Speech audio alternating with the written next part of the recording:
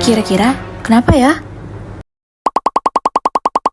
Bisa jadi karena hipokalsemia. Saya memilih kasus hipokalsemia karena kondisi ini sangat dekat dengan kehidupan sehari-hari, namun seringkali tidak disadari. Selain itu, gejalanya seperti kram, kesemutan, sering itu dianggap sepele, padahal berkaitan dengan keseimbangan kalsium dalam tubuh, sehingga membuat kasus ini menarik untuk dikaji lebih dalam. Nah, di sini saya akan membahas mengenai hipokalsemia akibat defisiensi vitamin D. Nah, pernahkah Anda merasa seperti kaki Anda kesemutan ataupun tangan Anda merasa kebas? Nah, ini biasanya disebabkan oleh hipokalsemia. Sebenarnya, apa sih itu hipokalsemia?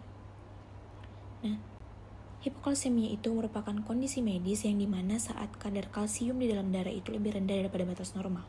Seperti yang kita tahu bahwa batas normal kalsium dalam darah yaitu sekitar 8,5 sampai 10,5 mg per desiliter. Nah, apa sih yang biasanya menyebabkan hipokalsemia itu?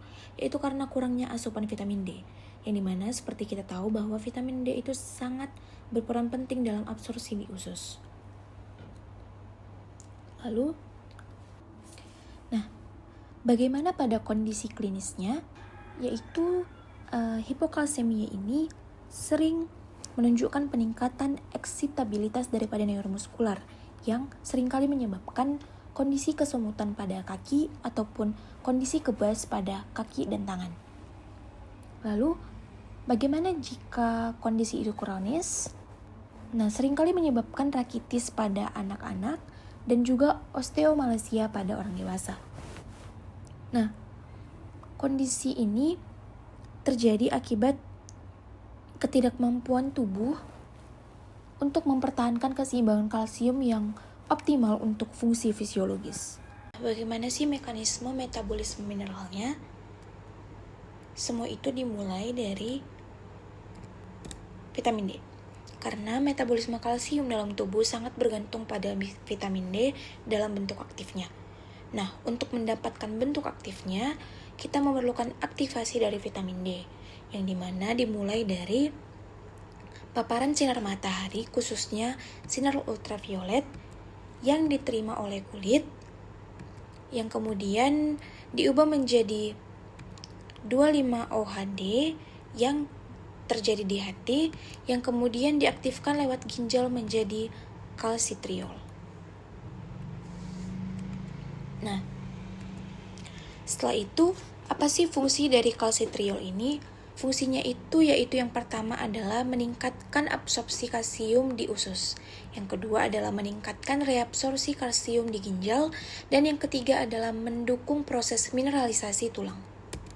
Namun, pada kondisi defisiensi vitamin D, absorpsi di usus menurun secara signifikan, sehingga kadar kalsium dalam darah pun menurun. Biasanya jika dalam keadaan normal, jika terjadi penurunan kalsium dalam darah, hormon PTH ataupun paratiroid hormon akan langsung dilepaskan yang nantinya akan menstimulasi dari peningkatan kadar kalsium melalui yang pertama yaitu peningkatan reabsorpsi tulang, yang kedua yaitu peningkatan reabsorpsi kalsium di ginjal, yang ketiga yaitu aktivasi vitamin D di ginjal. Namun berbeda saat seseorang mengalami defisiensi vitamin D, yang dimana saat defisiensi vitamin D terjadi peningkatan sekresi PTH ataupun yang dikenal sebagai secondary hyperparathyroidism. Tapi karena kurangnya vitamin D aktif, peningkatan tersebut tidak mampu mengoptimalkan absorpsi di usus, sehingga akibatnya penyerapan tidak optimal dan hipokalsemia tetap terjadi.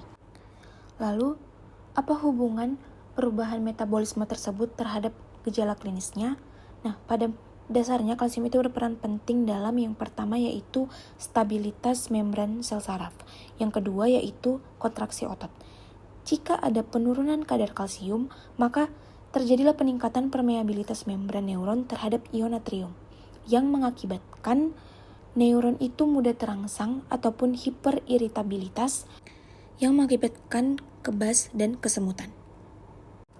Pada kondisi kronisnya, jika penurunan kalsium itu terjadi dalam kurun waktu yang lama, akan sangat mempengaruhi proses mineralisasi tulang, yang dimana membuat proses tersebut sangat terganggu.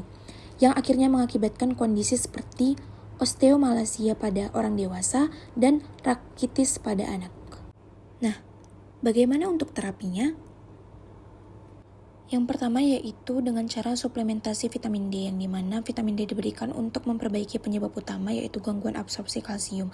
Contohnya seperti vitamin D3 ataupun D2. Yang kedua yaitu dengan cara suplementasi kalsium, yang dimana diberikan untuk langsung meningkatkan kadar kalsium dalam darah, contohnya seperti kalsium karbonat ataupun kalsium sitrat. Dan yang ketiga yaitu perbaikan gaya hidup dan nutrisi, yaitu mencegah kambuhan dan mendukung terapi, contohnya sering berjemur untuk mendapat cukup paparan sinar matahari dan memperbaiki pola makan. Meningkatkan absorpsi kalsium dan menjaga keseimbangannya. Kekurangan kalsium dapat menyebabkan peningkatan eksitabilitas saraf sehingga timbul rasa kram dan kesemutan. Nah, jika gangguan mineralisasi tulang itu terjadi dalam jangka waktu yang panjang, maka bisa menyebabkan rakitis dan osteomalacia. Penata laksanaannya meliputi pemberian vitamin D, kalsium, dan perbaikan gaya hidup.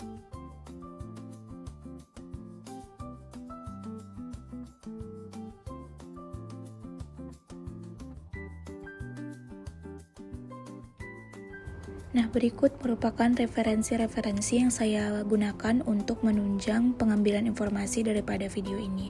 Atas perhatiannya, saya ucapkan terima kasih.